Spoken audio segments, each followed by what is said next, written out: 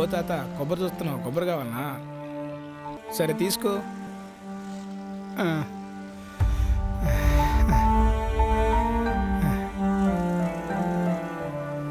చాలు బాబు, తీసుకో.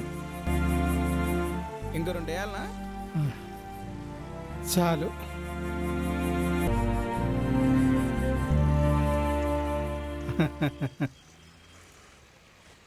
ఏం తాత, సరిపోలేదా? చాలు. సరే బాబు.